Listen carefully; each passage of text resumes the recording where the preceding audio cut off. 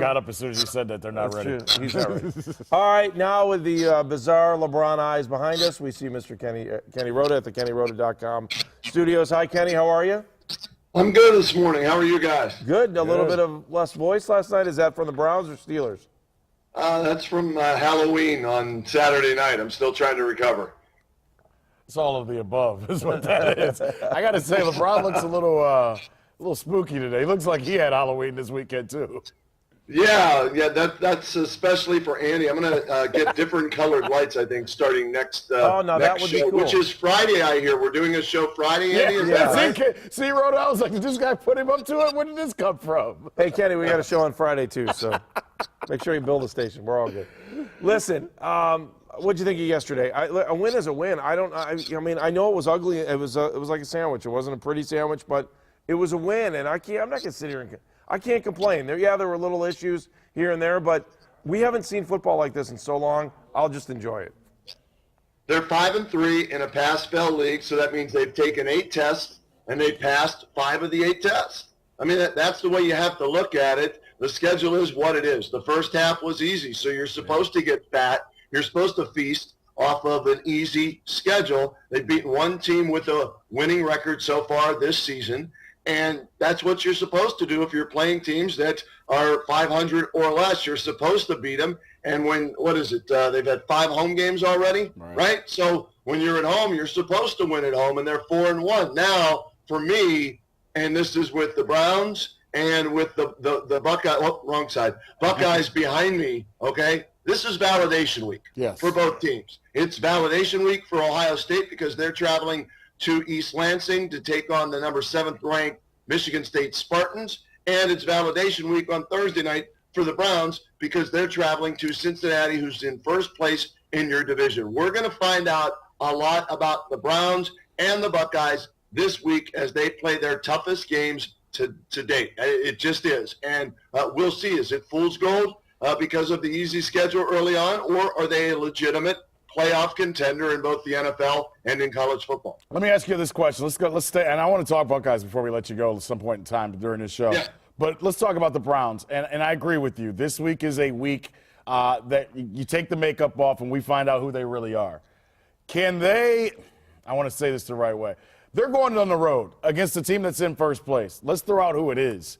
Let's say they play a competitive game and lose. Can you sit here Friday morning and go, the Browns are in it? Or do they have to win for us to sit here and think they legitimately have a chance? You get what I'm saying, Kenny? There are no moral victories in the National Football League, right, Andre? Yeah, you're right. The players and the coach will tell you, and I think in a game of this magnitude, this late into the season, what will this be? Game number 9, week number 10, right, in the NFL? Correct. So I think that for the rest of the league to believe, okay, I think they have to win the game. For the Browns to believe, if it's a 1-point loss, 24-23 on the road at Cincinnati, then in that locker room, it's like, hey, we were 1 point away from beating the Cincinnati Bengals in their building. And, the Browns still have them, I believe, in December 14th at First Energy Stadium. So for them, it might help them, even though they won't, mention or talk about moral victories. But I think for the rest of the league, to believe in the Browns, really believe that they're a serious contender in the AFC North and a wild card contender, they need to go on the road. And like I said, I'm going to use this word on my radio show today on WHBC. They've got to validate what they've done so far. And then on Thursday night, they've got to validate their record with a big road win. They've got to punctuate it with a road win against Cincinnati. All right, hey, Kenny, Twitter's blowing up about a question that Andre asked, and I think it's a fair question to ask you. And I'm just asking. You want me to throw it? I'll throw it out to you, and everybody else is reacting, and we'll read your reaction. Even our guy Matt Derry's in Detroit. Yeah. He's jumping in on this.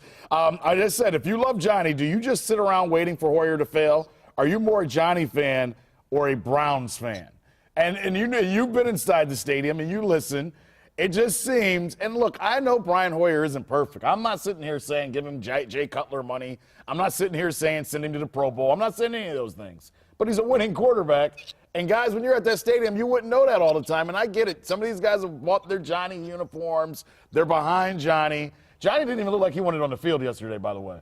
I think if he would have stepped on the field yesterday, it would have been the coldest game he's ever played in. It looked like it. Kenny, do you think there are fans that are just simply Johnny fans that are waiting for Johnny? They want Johnny football. They don't care. They want to see him play. They want him to be leading the Browns to victory, not Brian Hoyer. And so from that standpoint, if you're a diehard true, orange and brown, you bleed Browns fan, you want the Browns to win. And Hoyer is 8-3. Now you can tell you, well, he didn't finish that one game yet. Okay, so he's 7-3 in 10 starts. All right, that's a winning percentage of 70%.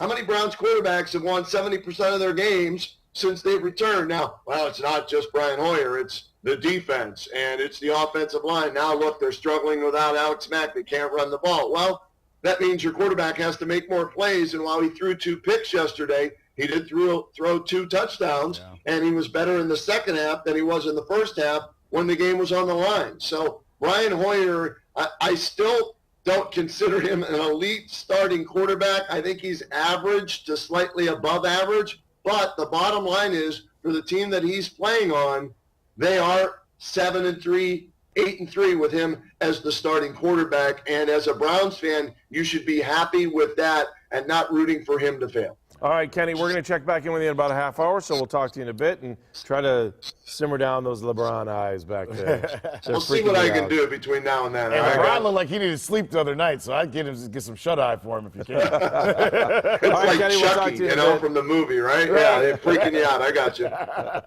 All right, Kenny. Eric, you're freaking out about something. Yeah, what's the problem? You're not? No. Oh, okay. Are you losing some of your hair?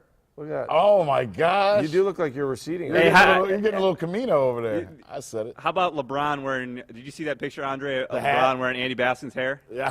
I did. I did see it now. Yeah. That was a 92-3 defense special. Yeah, LeBron. Let's go back to Faith, who is hanging out. Had a big Halloween party this past weekend. Had a lot of the Channel 5 crew over there. Thanks for having us out. All right, what are they saying on social media today about the Browns? Mostly it's a lot about how the game was so close, and the Browns are really going to need to get ready for Thursday with the Bengals. But really a lot that's happening on Twitter right now is asking, where is the running game? And how is Hoyer still winning those games when he doesn't have anyone backing up with the running game? Hey, Faith, can you keep your eye on this and maybe retweet this? Because I just did, and Andre put out a question that I'm getting a ton of response We're getting a ton of response, and we'll get to it. And so if you go back and look on Andre's timeline, Dre Knott, Okay. The question is, you ask it one more time. If you love Johnny, do you just sit around waiting for Hoyer to fail? Are you more a Johnny fan or a Browns fan? Is the question that we threw out there. And and as soon as I heard you say that, I tweeted it out for you. Okay, good. Thank you very much. All right, wait till you see what the response is coming back, because I know my timeline's starting to blow up already. I can only imagine what your phone is. We've got a lot of them. And Faith, the only reason the question is asked, the Browns are, they're at a point that they haven't really been at in a long time. And it seems like within the stadium and in Twitter after the games and some radio show host in town, that being 5-3. Wait. No. Tell them to come back. Tell them they can't just slide through, trying to slide. I didn't even know they were back there until just now. They giggled. No, they giggled. That's the effect I have at 7 in the morning. I think. It's just amazing to me that we have a kid that's from here, that grew up here, that grew up with his dad having season tickets, and everybody isn't happy with that guy. That doesn't matter. No, it doesn't matter. He doesn't wear number 2. All right, get Zabelski behind you, because we need to ask her our weekly question. Just look at her shoes that she's got on. Or is that Tara? That's Tara's shoes, I think. They're both. Can you grab them? Tell them nothing they're doing right now is more important than dogs on the road. Those look like the Halloween shoes. Yeah, they're very important. It doesn't look that important to me. Come on, Faith. We got faith in you. You can break down that meeting. Tara, don't let him go. Stop. No. Oh, they're gone. Tell Jackie. Grab Jackie, please. This is just like high school. Just yell at Jackie. I'm so close but so far away. Oh, Jackie, they called. Nope, she's gone. Oh, Faith, you didn't try real hard either. Yeah, wow. Hey, Jackie, hey. Throw that flag. I'm sorry. Flag on Faith. That's a flag on Andre. me. He has to come all the way over to Hey, guys, they kind of. Oh, sorry. This isn't a TV show. There are no rules on this show. Good job. We don't care. We're I was going to say one thing, guys. Something that I've also seen on Twitter is is Manziel even worth it? Is there a reason to keep him? Does he need to be traded? No. I don't know. You still trade people? Probably Yeah, not. I know. Right? But see, Again, I'm trade still. deadline's Yeah, trade, but that's so Cleveland. We just can't have a good backup quarterback. Either you're with us or you got to get the hell out. What is wrong with us? We don't Why have can't patience for people. Why can't we have nice things? Why can't we just get along? Yeah, why can't we get along? All right, Faith, if Thank you, people want to Faith. get involved on social media, what do you want them to do? Find us on Twitter under WEWS for Woos and on Facebook under Woos News Channel 5. All right, we're coming back to you in a little bit here. Oh, and Faith, don't 'cause forget the hashtag Dogs on the Run. Dogs on the You Run got it. hashtag. Okay, thank you. All right, Faith, we'll talk to you in a second. Our guy Matt Derry jumps in. He goes, "That's an actual topic. Fans aren't happy with 5-3. Unreal, fellas. Hope you're well." I mean, because when we came in last night to do the program, we're all going, "Man, everybody's so upset about Brian Hoyer." And you look down, he's got 300 yards passing. 2 touchdowns. 216-431-3820 or on Skype, Dogs on the Run. Well, I'm sorry, Eric, as you spat. No one can hear you unless you're. Let's take a phone call. Oh, okay. Wow, that's great producing right there. Let's go to Tim. That is. Hey, Tim. Hey guys, good morning. What's up, buddy? If we were on the radio, we'd shut his mic off, wouldn't we? Yeah. Just as a fact, I'm a Cleveland Browns fan, diehard, been since I've been a kid. But you know what? Our defense is playing lights out. We got to give it to them. You know, they bailed us out. Gibson's having a season. Hoyer's good. I didn't like him drafting Manziel because I thought they were just going to draft Manziel and not even give Hoyer a shot. He's a Ohio kid. He's ready to do this. And the team's believing in Pettine's system. And that's a key part of these wins. Whether it's 22-14, 22-21, I don't care. It's a win. It's not an ugly win. It's a win in the NFL. And for an AFC North, you got to have a defense that is willing to stop the other team. Yeah. No, that's a great And Tim, bail your offense out. Tim, that's a great point. When I was watching the Steelers and the Ravens last night, I thought to myself, you know, I don't like the Steelers, I don't like the Ravens. But that game last night was a WWE fist fight, and I'm going. No, you know what it was? It was an old It was school called Browns. AFC. Browns Yes, it Steelers. was That's Browns what it was. Steelers, and I'm thinking Thursday night, this is what this game is going to have to look like, and the Browns are going to need that defense to step up. They need Whitner and Hayton to keep making big plays.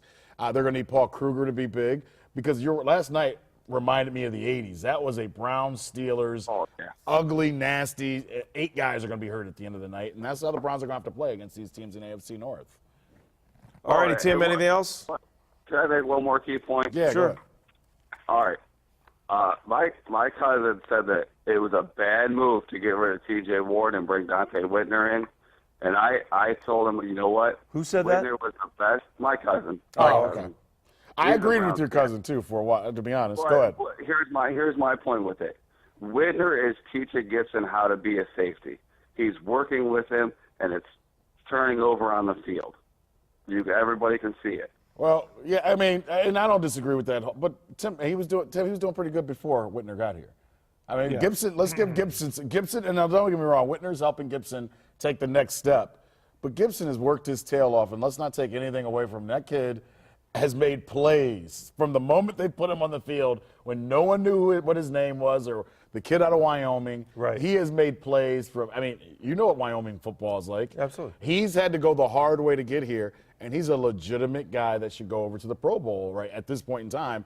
I think that's a great story that doesn't get talked about a ton. Tim, thank you for the phone call. All right, let me ask you this. He said yesterday, Gibson said afterwards, we're finally really starting to gel, which I thought was really interesting. And you bring up the T.J. Ward, Dante Whitner thing there. The difference for me between T.J. and Dante is just Dante, and it's no offense to T.J., but it's a more professional. We are going to beat the hell out of you. Yes. Feeling that you get from Dante that maybe you didn't have from TJ, that maybe TJ had before he had to meet with the commissioner. Yeah, no, I'm glad you said that because I think TJ had it, but TJ lost a little of that spunk early on in his career after that hit on Shipley, I believe, of the Bengals, where Whitner. And this is I'm not putting either one down because I like both guys. No, it's I do hard, too. I do too. And I like them both. But I think with Whitner, he goes about that whole situation differently. You know, last year he gets fined a couple times. He goes, heck, I'll change my name to Hittner. I'm not changing who I am and how I play. Where TJ, and I know TJ told me there were times where he played differently because he didn't want to get fined. Dante Whitner doesn't play that way. I think Dante, because he's been in the league a little bit longer, he's had a little bit more success. He kind of knows, you know, I'll make this point. Yesterday's game, there was a real big hit. Who had the big hit? The hit, it was a helmet-to-helmet by Golston of the Okay, Tampa yes, Bay yes, Bucks, yes, remember? yes, yes. And we all, and on Twitter and everywhere else, we all knew the hit was probably illegal. It was, Right. It was helmet-to-helmet on Andrew Hawkins, maybe. And this is my point about where the league is at. The hit, we all knew.